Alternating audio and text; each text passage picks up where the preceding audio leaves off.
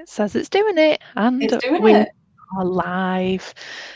So thank you so much, Ruth Olayinka. Is that how you say it? Olayinka, yeah, Olayinka. yeah, yeah. And you're here to talk to us during our Healing Within and Without live series about your healing journeys and lots of things related to that. Coming from the perspective of a clinical hypnotherapist. So we know each other through hypnobirthing, don't we? Yeah, we do, yes. Even though we've never been fortunate enough to meet in real life yet. And we will. But we will. We will. At some point. So let's begin with you giving us a little bit of an introduction to you. Tell me about you and what you do. Okay, well, as you've already mentioned, I'm a clinical hypnotherapist, and what do I do as part of that? I tell stories. Literally, that's what I do. I tell stories. I tell stories that are full of metaphor, and I tell stories to people who are in a very relaxed state with specific purpose, and that the unconscious mind kind of likes to work with metaphor. And there's this saying that it's not us who create our stories, it's our stories who create us, or something similar to that anyway. I need to check who said that. I can't quite remember off the top of my head. But I quite like that idea that actually listening to a story can help somebody to shift not just their mindset, not just their mind, not just their thoughts, but their patterns, their behaviors.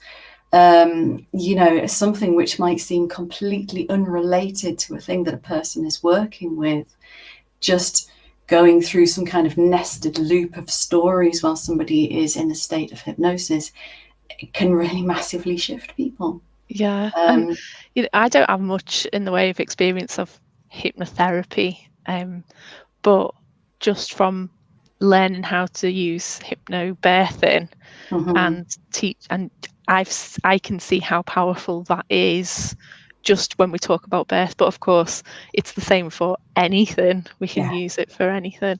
So, what's your favourite bit of what you do? Oh, my favourite bits, everything. It really is. It's wonderful. What part of it is your favourite then? Is it when you first meet people, when you're actually doing the sessions with them, or is it afterwards when you see the great results? All right, so we were talking just before we came on about how you're like, I don't know what I'm going to say here, when we go live, and then something just switches on. Yeah. And it's when, before I meet somebody, I'll have a conversation with them about what it is, why they've got in touch, what it is that they want to change, and I'll have a good idea because they'll an initial consultation form, and then I'll meet somebody for the first time. And when I'm working with a client, I'll already have an idea of maybe some of the hypnotic processes that I might use, or some things that we can potentially do to begin to help this person to shift, to heal, whatever it is that they're looking to heal. And sometimes right in the middle of that, the things, almost like something just takes over. Like you kind of know instinctively, because my client tells me, not out loud, but my client tells me what direction this needs to go in, or the fact that I can suddenly find right in the middle of this of this session an inspiration or an inclination or an intuition of where this needs to go, or where it might be useful, or what might be useful to experiment with. So that's one of, like, I find inspiration in it because there is a lot of metaphor, there is a lot of storytelling, and I come from a really creative background anyway. So that feeds me, favorite thing.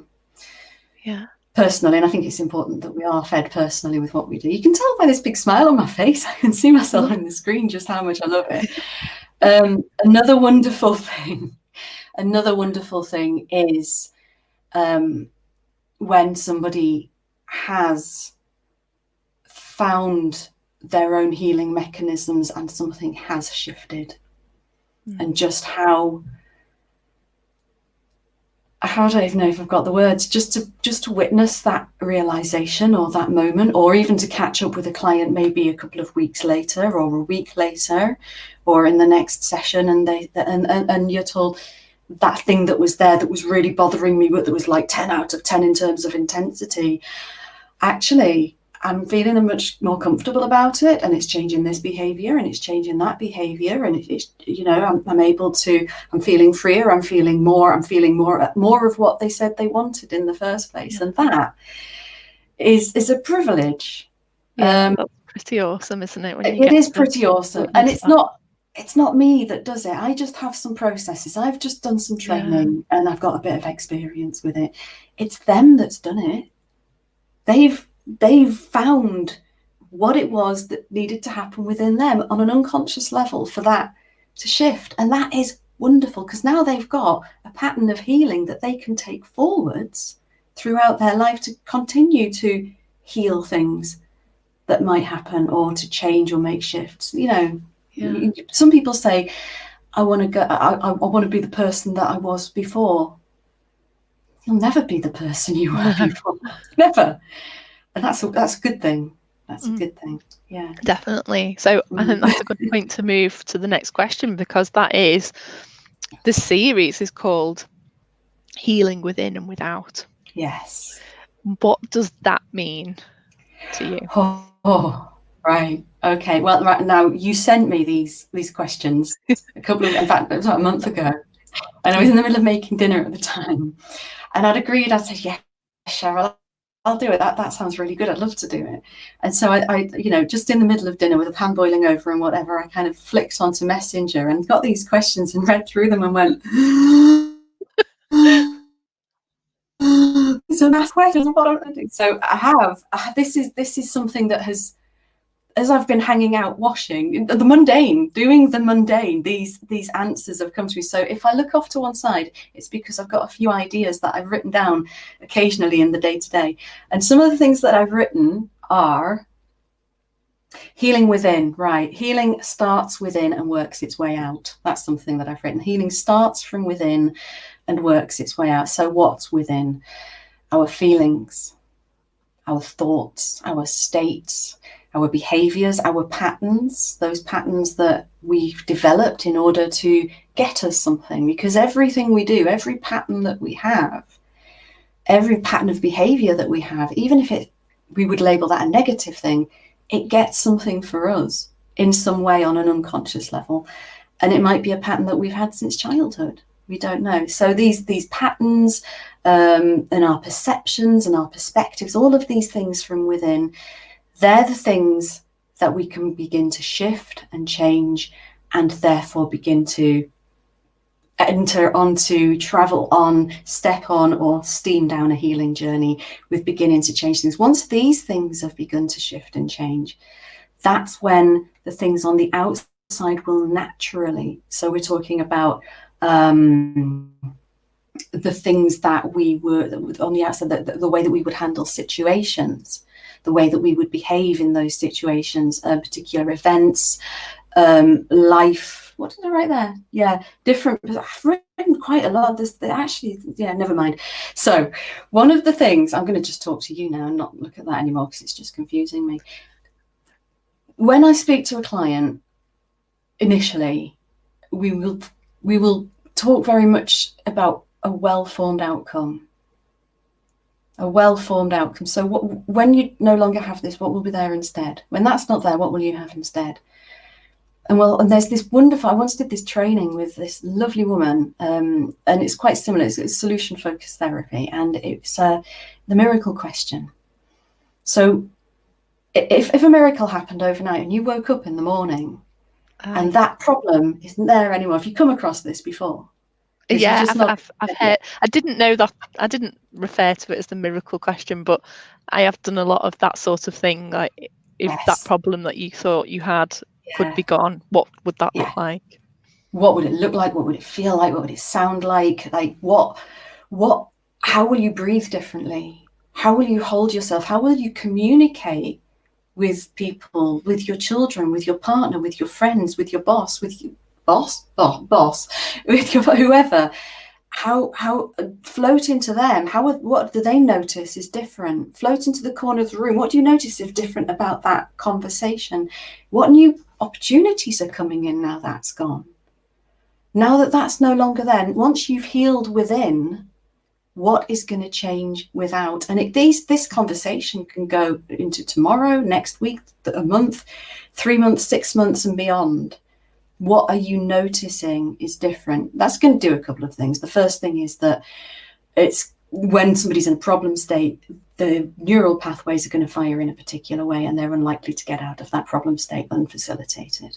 So it's beginning to create new neural pathways of possibility, of new ways of feeling, being, behaving, experiencing, etc.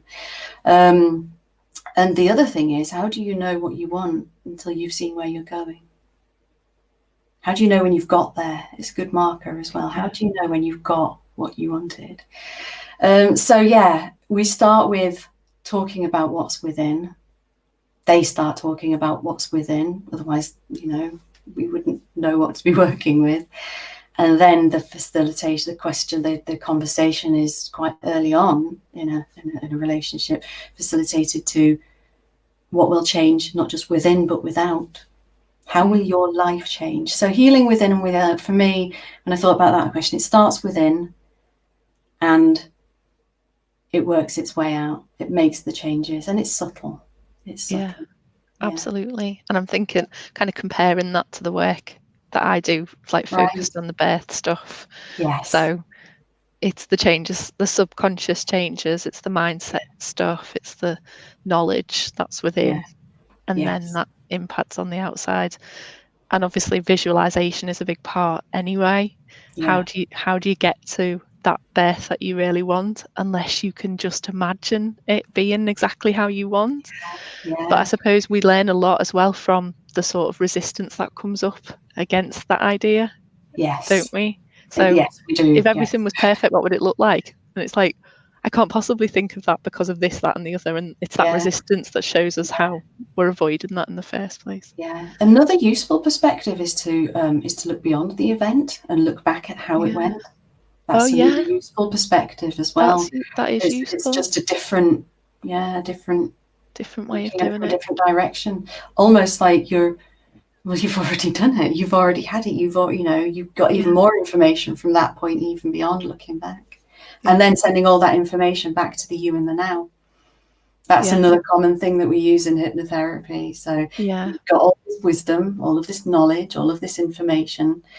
Now send it back to the you in the now. You can send it as a letter, obviously imaginary letter, as a beam of light, as energy.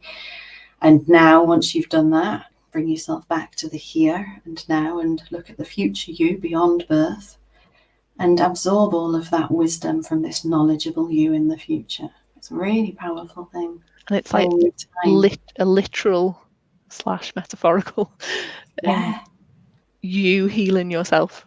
Yes. It's you in the future healing yourself. Getting in the all now. The information, it's just a facilitation. There's no advice given. It's just, yeah. So, can I ask you then to tell us about something that's important to you personally about healing, or have you had a healing journey of some description that has led you to being in this role? Because I think a lot of us who end up wanting to heal others do that because of our own experiences. Yes, yeah. Certainly when I first had Aisha, my daughter, and I used hypnobirthing then, and I went, this is, as a hypnotherapist, this is a route that I need to channel my skills down for sure. This is a passion now. And I worked with a couple of people who just because I wanted, before I did any training, I wanted to test the water. So as a hypnotherapist, I worked with a couple of friends who were pregnant to do a few techniques and things like that they could use. And actually, when both of those people, when I first met them, it was their second pregnancy, and their first birth experience had been what they described as traumatic or difficult or hard. And so for me, I said, well, before we do any techniques, this needs clearing. It's important that you feel comfortable and at ease, and that you feel that that's resolved, because you've told me for a reason. So that's not mine, but I'm going back in time, bear with me. And I wrote on my board, birth trauma resolution, and that sat up on my whiteboard. I was very tired. My husband worked away. I had very little time because I had a little one that I was looking after all the time, but I was like, this. Now, Ruth, can you just repeat what you said that you wrote on the board, because your connection went funny and I didn't hear what you said. Okay. I'd done something, I've movement integration for trauma resolution. So I wrote birth trauma resolution on the board, and that sat there for a long time. But I knew that it was something that if I was going to do hypnobirthing, if I was going to become a practitioner, that it was something which was probably an integral part of it, because the first couple of people that I met, now I don't know why I've gone into that, but I've kind of gone into a timeline. Before I had my daughter, I had a miscarriage, and that was even though I'm okay with it now, I recall the hollowness, I recall the emptiness, I recall the grief, I know I see myself back there and recall all of that, and just how difficult that was at the time. And then quite quickly got pregnant with my daughter, but didn't really enjoy the beginning of pregnancy, because there was all of the anxiety of, is this going to happen again? Fast forwarding, after I'd had my daughter, I was pregnant another few times after that, and none of them went to term. Now, the first time that I had a miscarriage after my daughter, that was my second miscarriage. It was a miscarriage, so I found out at the scan. And I've thought a lot about that also, with things that have been happening recently with people not allowed partners at scans.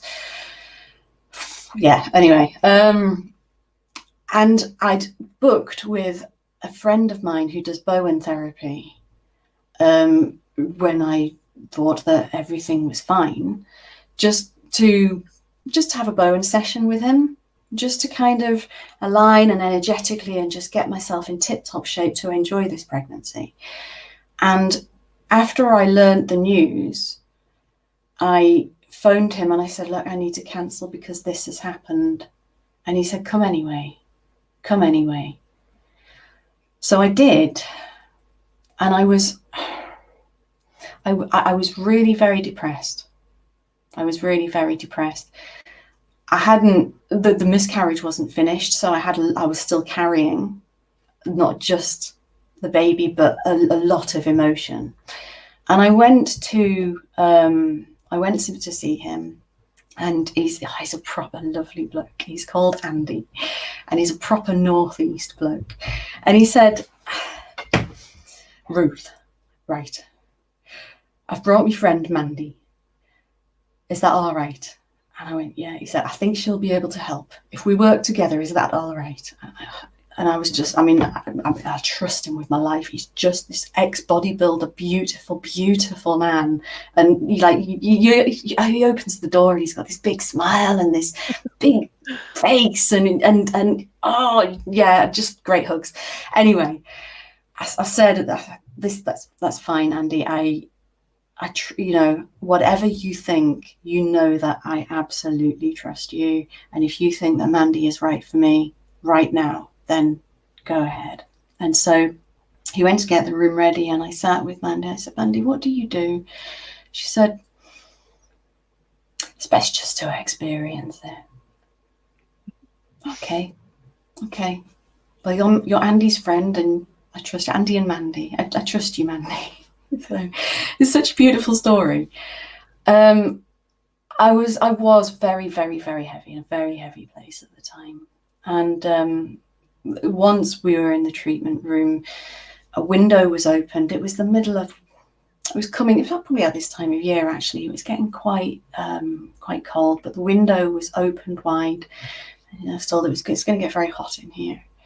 Now, Andy did the body work, he did the Bowen, very energetic work that he uses. And Mandy, I'm not entirely sure what she did, but it was a little bit like an exorcism. Like, I don't mean in a kind of poltergeist kind of sense. It was like somebody was reaching in and into my body and grabbing a hold of heaviness, darkness, and energy that was things that were no longer needed, and almost like it was just being taken out of me. Now, I'd never had anything like this before, and I just went with it, and it was, I don't even know how long it was just pure bawling, crying, release, letting out. My body was kind of contorting at certain times, almost like I was energetically releasing stuff. Now, that is entirely different to what I do or have done in the past to help people heal. But for me, it was very powerful. At the end of that session, the label was angel healing, or some kind of spiritual healing. A form of Reiki. I guess you would call it Reiki. Angelic Reiki. Now, this isn't something I would have ever subscribed to. No. But it certainly opened my mind. And it's something that I would explore again if necessary. Yeah. So you weren't expecting that, were you? No, I wasn't expecting that either. I've had some angelic Reiki, actually. In fact, we've got Mark and Priscilla coming on in a couple of weeks' time from their business is called Beyond Healing. I will be tuning in. Yeah, well, you can start watching them now after you've done yours, because you've been avoiding watching them. I've been avoiding. I didn't want to influence. Yeah. So yeah, they do Reiki and Qigong and angelic Reiki and that sort of thing. So really interesting. Firstly, I left that session and it was like just somebody had swapped me. Yeah. I felt so light. I practically skipped out of that room. It just left. Now, of course, there was still a grief. There was still a sadness. There was still the rest of the process my body needed to do. But I was in a place where I was able to go back home, look after my family, look after myself, and just I can't even begin to say just how powerful that was. For me, it's kind of pinpointed to me that there is so many ways to heal. So many ways. There is not any one way. There's not any right way. There are so many ways to heal. And also it highlighted to me how much things can, we talk about mind-body connection. We're all one system, and actually we do hold that shit in our bodies. Sorry, we're live. Is that okay? We do hold that stuff in our bodies. I don't think we're attracting any children to the discussion, so I think we're all right. Thank you for sharing that story, because that's quite an emotive story, isn't it? So how did the journey of healing continue? Well, following that, I had another couple of miscarriages following that, and rather than, I felt that when that happened, I almost had this pattern, this ability to be able to recognize what I needed and heal quicker. Yeah. In not as in just get over it, but actually speed that up, make it a more comfortable process, make it a more appropriate process. So I always felt like I had this pattern or this ability. It strengthened me. It changed me. It changed me in terms of my own ability to be resilient. And when it came to the point of, well, this isn't going to happen, we're just going to have one child. It was just I think I'm pretty sure that helped me in terms of acceptance of this as well. Yeah. You know, so yeah. And yeah, here I am. I have my baby who's being put to bed in the other room at the moment by my husband. And I've also got another baby, which is my passion for what I do here too. Yeah, Which is nowhere near absolutely. as important, obviously. But, you know, I think all of these experiences as people who work with other people in the way that we do, they massively inform what we do Oh, when we have yeah, these absolutely. experiences ourselves. Yeah. You've kind Yeah. of, there are some things that you can't really understand fully from an outside perspective. You have to have been there, really. Yeah. Um, Absolutely. and I think miscarriage is something that is very hard to understand unless you've experienced it yourself. It really is. And Yeah. once you have, it kind of does change things, and you're like, oh, okay, I get this. I understand why it's a thing. Yeah. And obviously, every Yeah. miscarriage is different and unique, and brings with it its own different challenges, doesn't it? So very early miscarriages, we miscarried at 7 weeks before our first successful pregnancy. A very early miscarriage comes with all of the experience of nobody knowing, and this not being a thing that we talk about, and the stigma attached to that. And how it's okay because we can just have another baby. Is it? And how untrue that is, because we can never have that baby. Yes. And that's different. Yes. And then, you know, there are different challenges like you've described about having a missed miscarriage, which is a little bit later, and then having to wait for that for things to happen, right through to people who lose babies further on in pregnancy. And like we had a conversation with Mel Scott from Finley's Footprints during Baby Loss Awareness Week, and we talked about stillbirth then. All very different experiences, but all along the same kind of trajectory. Okay, so I was going to ask you about your birth stories anyway, and you've kind of alluded to that a little bit. So can you tell us a bit more about your birth experiences in general? For me, giving birth to Aisha was a wonderful and empowering experience. It was not straightforward at all in any way. It wasn't what I'd expected or planned. There was intervention, and at the same time, I think that having done the preparation that I had, which was nowhere near, 8 years ago, nowhere near the sort of preparation that I see available nowadays. I'd read a book, I'd listened to some tracks that a friend had made for his partner, and I'd done a fear release hypnotherapy session. But being committed to the practice that I did was massive. Even just those things that I did for myself massively transformed what could have been very, very different. I think it's about what was I going to say? I've forgotten what I was going to say then. It wasn't the birth that I found difficult. It was pregnancy. And the thing that I found difficult about pregnancy was almost this feeling of needing to be much more vocal than I'm normally used to being. Feeling like I was in a position where I should just be quiet because I didn't know anything. How could I know anything? Because it's my first baby. Not that any of that was told to me directly, but almost like there's this societal thing, particularly 8 years ago, there's this societal thing that, we're the experts, we know better than you. And almost felt like when I mentioned hypnobirthing, like it's just a little bit of folly,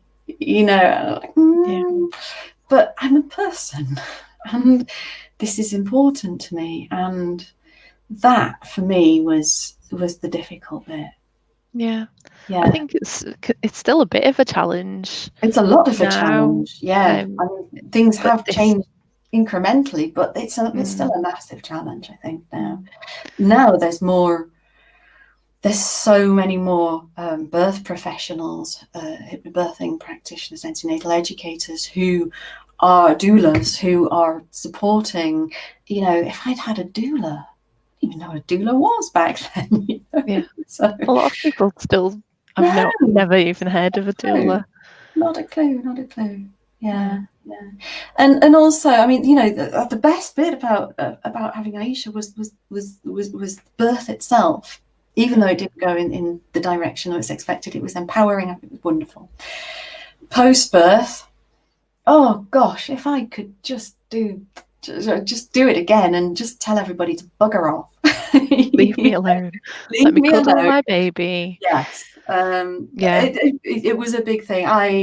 We'd moved to a new place where I didn't know anybody, and my husband worked in London, and we were up north, and so it was a massive thing. Suddenly, he's going away for a week, and it's just me and the baby.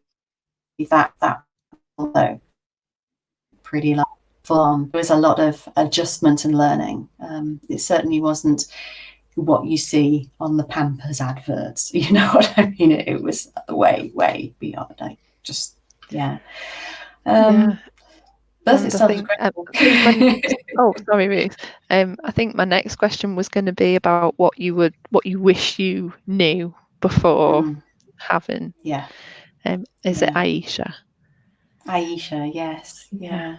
And so you've said a little bit about you wish you'd known about doulas, and you wish I wish I'd known about doulas. I wish I'd known that I could just let stuff go. And when I say let stuff go, I don't just mean the washing or the pots or the vacuum cleaning, because let's face it, that has to go anyway. But I wish I'd just let go of some of my own perfectionism. Like, I'd always been pretty much a project manager and got things done my way, you know, and actually just saying you can let things go. Yeah. You don't have to be this perfection. You don't have to get it right. You're learning. Yeah. Baby doesn't know any different anyway. They're not going, yeah, never mind. You know, it's like it just let that stuff go. And one thing that I did develop over time, because I was, put the books down. Stop reading about what other people think your baby and you should be doing, and just go back, go inside and listen to your instincts. Listen to what your little voice inside is saying. Go back. If a question that I asked myself quite often was, eventually, once I'd settled into it, if I was a cave person, what would I do right now? And it took me right the way back inside to my instincts. Right, okay. It sounds like a ridiculous question in 2013, but that it got me through, and I kept asking myself that question. If I was a cave person, what would I do now? Oh, you've frozen a little bit. My human. Well, you're like a robot, Ruth. I wonder if other people can. Are you back? Am I? I don't know. I can't tell. To me, I look okay. So I can't tell. But someone watching might be able to tell. So we've temporarily lost Ruth. She's gone to a buffering screen. If anybody who's watching has got any questions, feel free to ask your questions about anything, or either me or Ruth, related to birth or clinical hypnotherapy. Are you back, Can you Ruth? hear me again? Yes, I'm back. Yeah, I'm back. I was talking about my cave then. Oh, you went back to caveman times when there was no internet? Yeah, yes. Obviously, that's what happened. The magic was so real. Well, we all need to just sit and, watch the moonrise occasionally, don't we, without any of that distractions? Yeah. Well, I just threw out there while we were waiting for you to come back that if anyone's got any questions, then they can ask. Oh, okay. Yeah. So let me just check my questions to see if there's anything I've missed.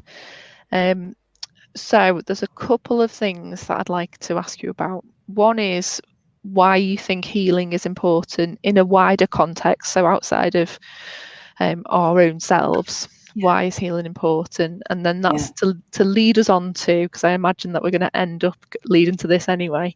If you could forge a master plan to heal the world, what actions would you take? So why is healing important? And what would you do if you were going to heal the world? Okay, right. Hang on, there was a question before that about wider context, wasn't there?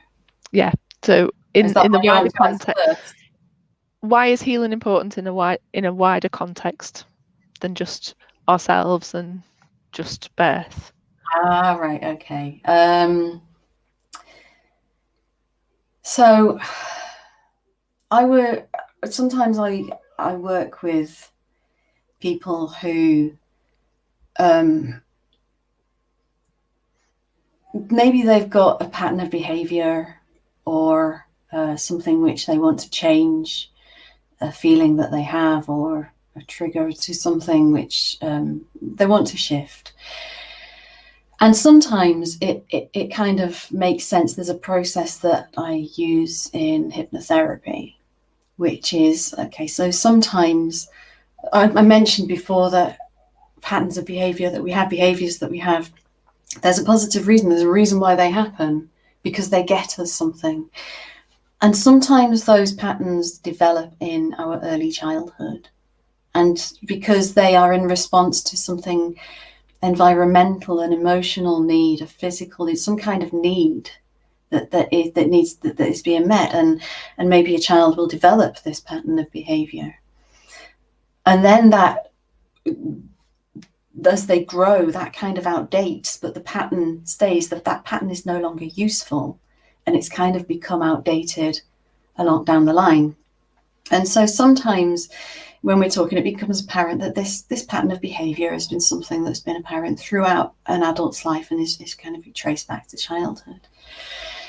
And there is a hypnotic process called parts integration. And one of the way that this is done is, after we've run a process, is to go back and go and find that child when that pattern developed, when that behavior or problem first started. Go back and find that child and say, how old was that child? How old is that child when that behavior first began?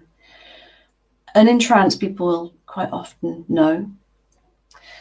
And it's like, you've got an opportunity now to speak to this child, to say to them, look, you're amazing. You've done everything. You've used all the resources that you've got to develop this behavior, this pattern, which has got you through this. You are amazing. I want to thank you for that, because that is, wow. And I want to let you know that as a grown-up, that's not necessary. That's not needed anymore. So we can let go of that. And sometimes they can have a whole conversation with this child that's like actually seeing it in context or whatever. And sometimes even take the child by the hand and show them a different kind of future and say, look, that's no longer needed. So you can let go of that. And then after we've done, I mean, obviously it's a bit more complex than that. It can take quite a long time to go through this process.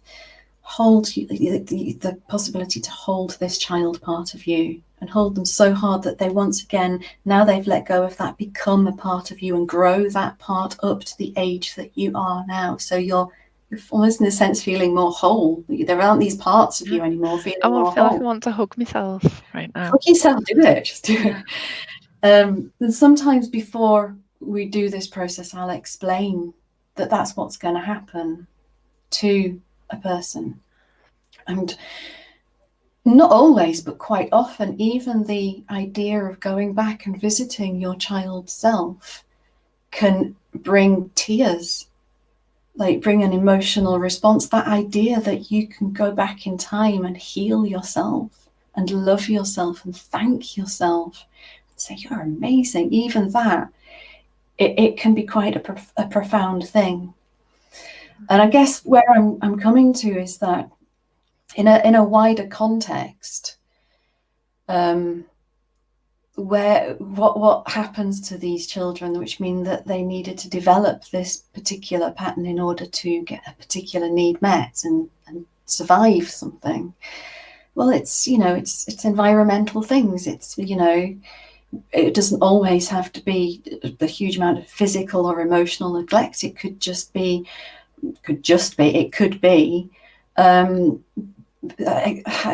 being loved in a different way to what they needed, or just wanting to feel a sense of closeness. Where I don't know. There's so many different reasons, but I remember what it's about those attachments. Quite often, it's about those attachments and the very important people that are around children when they're in those early years. Yeah. I remember watching, so it's still on YouTube actually. Have you ever seen something called Birth as We Know It? Simple. It's very, very old. It's like from the 1970s, and it's very dated. But I can't. It's a beautiful piece of work. It's a great documentary. But if you type in "Birth as We Know It," it might still be on YouTube. Not the whole thing. I'll have a look. But I remember there was an interview on there, and I watched this even before I became a hypnobirthing practitioner, and I went, yes. On there, somebody who was being interviewed said, before we have children, all parents need to spend work on themselves, heal yourselves. So you're not passing this stuff on to your children. I actually, as I was thinking about this the other day, I even printed it out. That old Philip Larkin verse. It has got swearing in it. Can I read it? Yeah, go for it.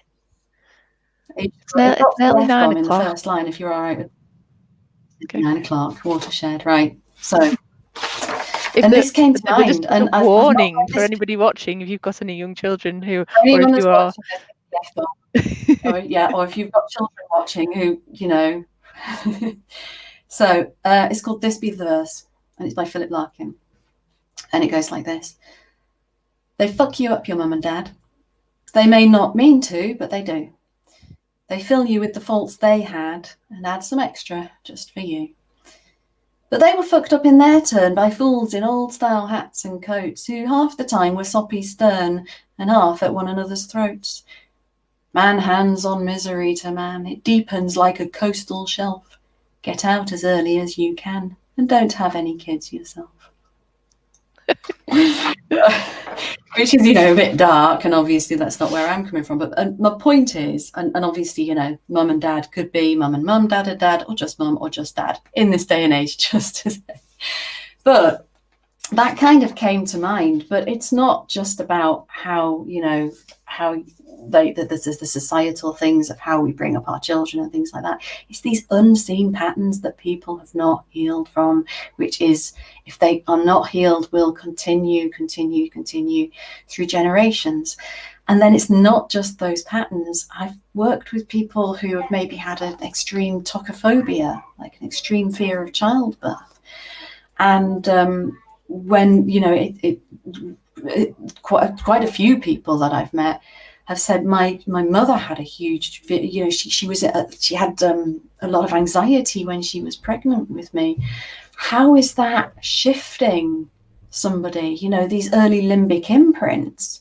Or a doula once said to me, I noticed that some people have births which mirror their own births. When they give birth to children, it will mirror their own births. There's so much more. And when we talk about a wider context, it's stuff I don't understand, but it's stuff that I explore and go, yeah, it's more than just these patterns that your mum and dad are handing on down to you. It's societal as well. But anyway, on a wider context, heal yourself for future generations. Heal. Yeah. That's all I can say. Do all the healing you can, do the work yourself, not just for yourself, but for your kids and your grandkids and Yeah, I I don't even know agree. I think what you meant by a wider context, but that's what came there out. you go. You came to you, and I agree with what you're saying there. And I think since I've become a parent, healing's become even more important for me. Not just because of my birth trauma and how that meant that I had to embark on a healing journey, but because of that, because as a parent, I felt like I had wounds that needed healing, because otherwise I was passing them on, and I needed to parent differently. And like what you said earlier as well about that postnatal period and learning to listen to your instincts, we've forgotten that a lot because of the pressures from society and how we live in such a world where everybody wants to sell us something that will make our baby sleep or stop crying, or that will make us a good parent essentially. And the stuff isn't what we need. We need the support, and we need the education. We need to feel good, because then we can parent well. And I know from my two experiences of birth how much easier parenting felt the second time after having my healing birth compared to the first time, when it felt like I could never get any of this right.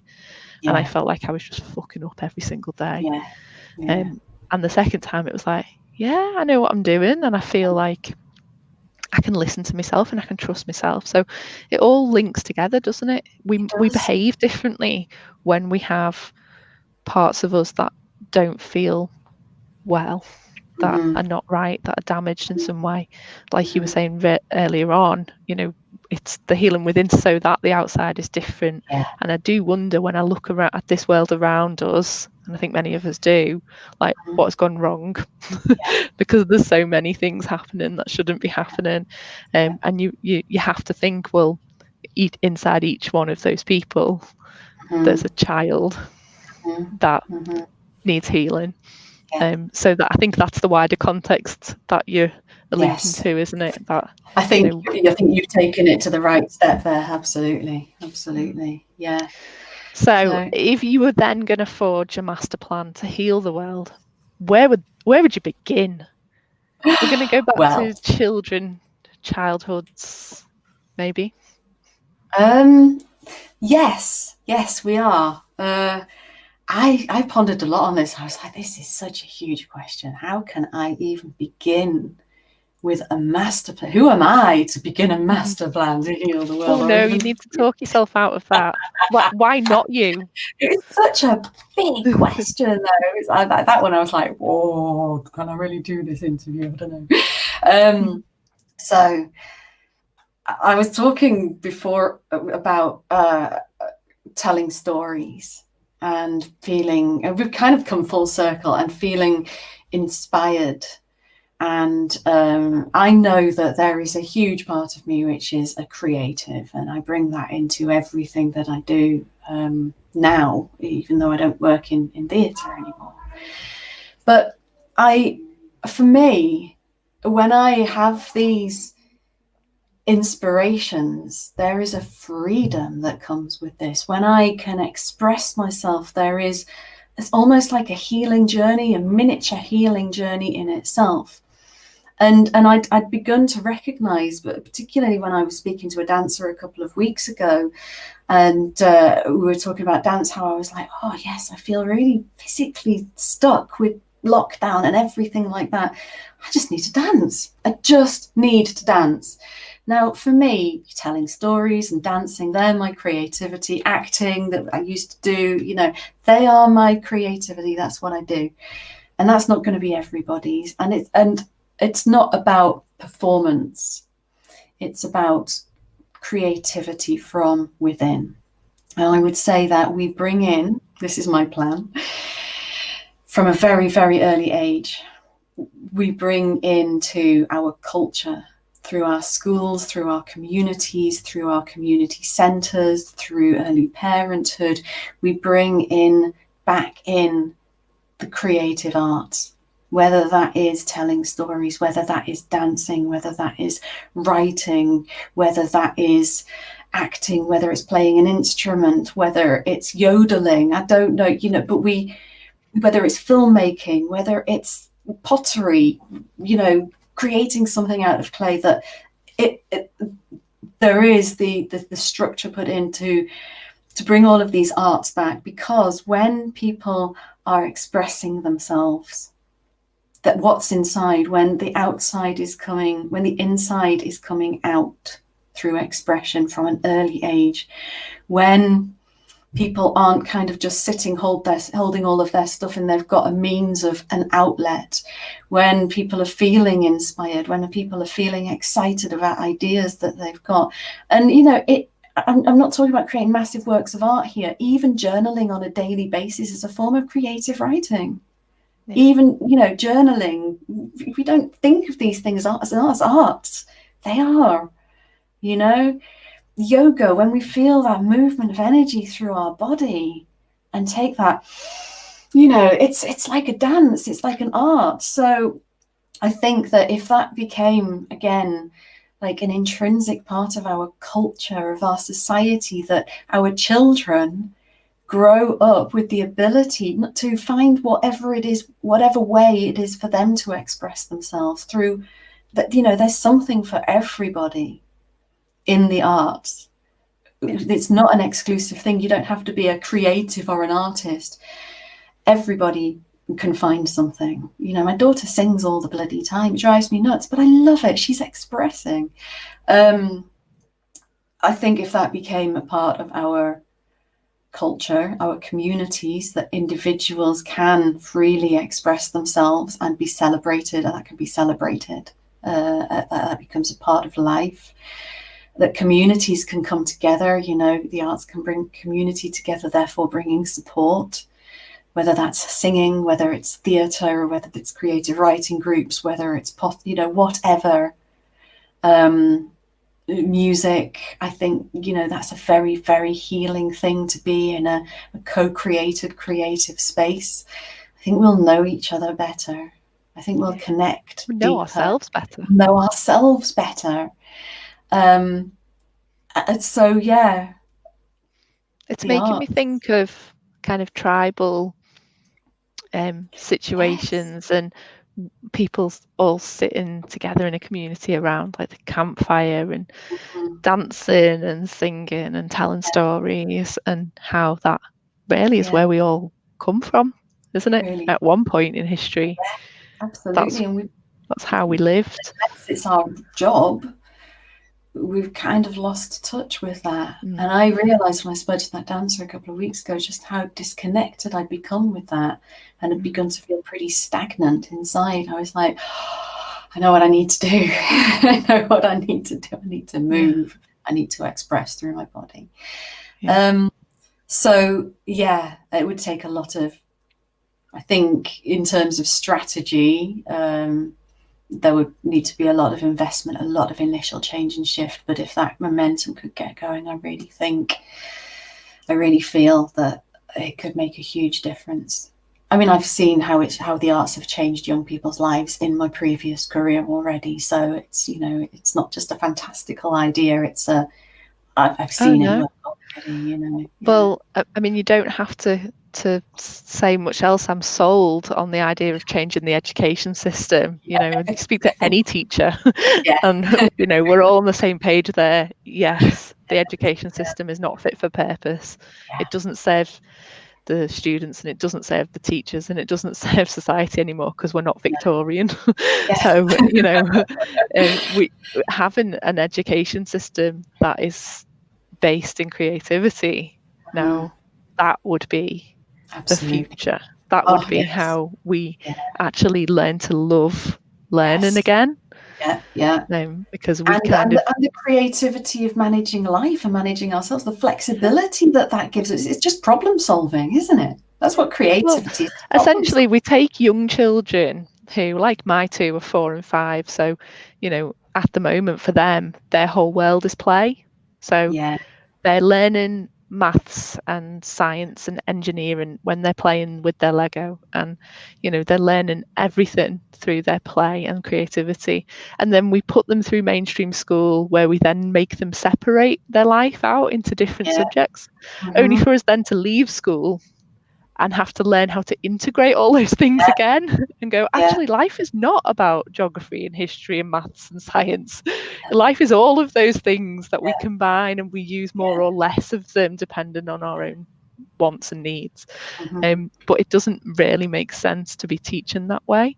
No. I think there's a model that they use in, I think there's a model that they use, I don't know if it's in Sweden, some in a Scandinavian country, I think it is, where they have really good education results anyway, where they actually teach through project-based learning. So you don't come in and sit down at a desk and do maths.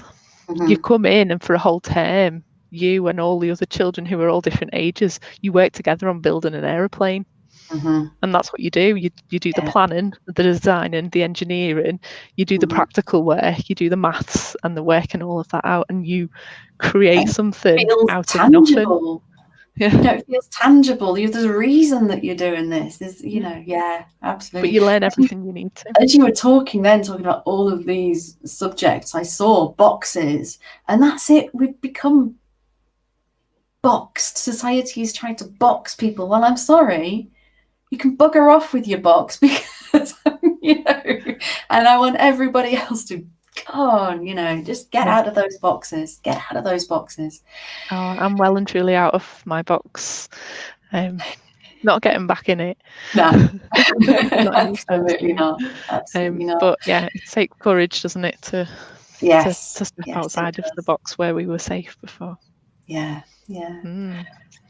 So Ruth, thank you so much. You've done so well. I know you're a bit nervous about answering all of these questions, but it's been really interesting speaking to you. I've really enjoyed it.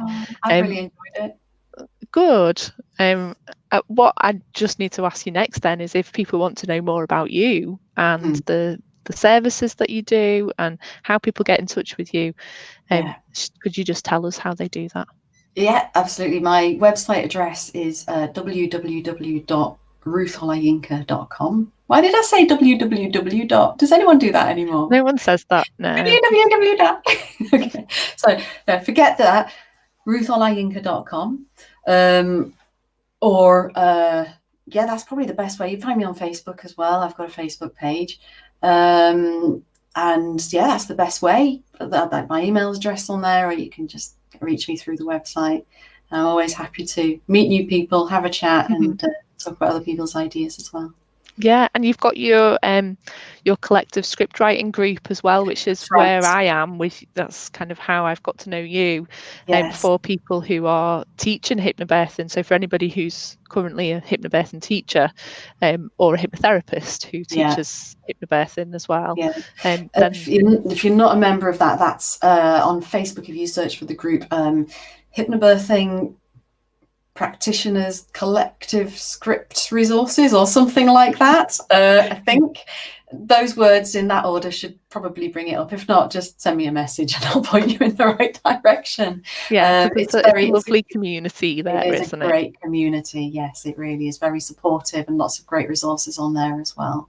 That people have collectively put together. Yeah, absolutely. All right. Thank you so much.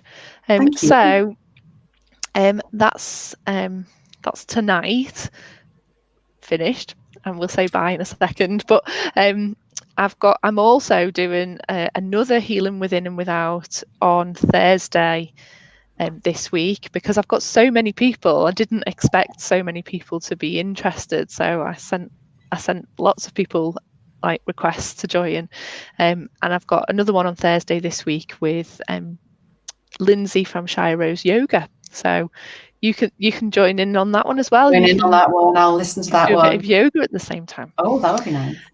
Adriana says thank you. She did also say earlier on that she was happy for us to swear away, so we had permission there. Adriana is one of our lovely home birth team midwives in our area here in Mid Yorkshire Trust. So if you do have any questions, I didn't say that again, but if anyone watching has any questions for Ruth, then feel free to ask or to comment on the event later on, and we'll get some answers back to you. I think we've gone quite in depth though with lots of things. So what sort of people are you looking for at the moment? Where's your client base? Oh, right. So I work with fertility, pregnancy, birth, and beyond. Specifically at the moment, and I mean, this is in terms of clients. In terms of working with other professionals, I teach the 3-step rewind course for birth professionals, the practitioner course. That's through Birthing Awareness Training, the course put together by Mark Harris and Mia Scotland. I'm maybe looking I forgot to mention that, because I'm doing that with you in January. There's quite a few trainings happening. I'm probably going to be they're all full at the moment, but I'll probably be putting another one in probably from February if anyone's interested in that. And they sell out within like 5 seconds. Do sell out quite quick, but I don't want to do too many because I want to keep it fresh as well. So yeah. Yeah, and you have to enjoy it, don't you? I have to enjoy it, and I do enjoy it. Yeah. But also there are some other on Birthing Awareness Training website. There's Ellie, Kat, Jill, and Mark. They all have trainings that are available as well. If at the moment that are open, if anybody is interested, who watches this, would like to train in that. They're also amazing practitioners as well. Yeah. Fantastic. Right then, it's gone 9 o'clock now, so we'll leave everybody to go and enjoy the rest of their evening. But thank you so much for joining me. You're welcome. Thank you so much. You too. Bye.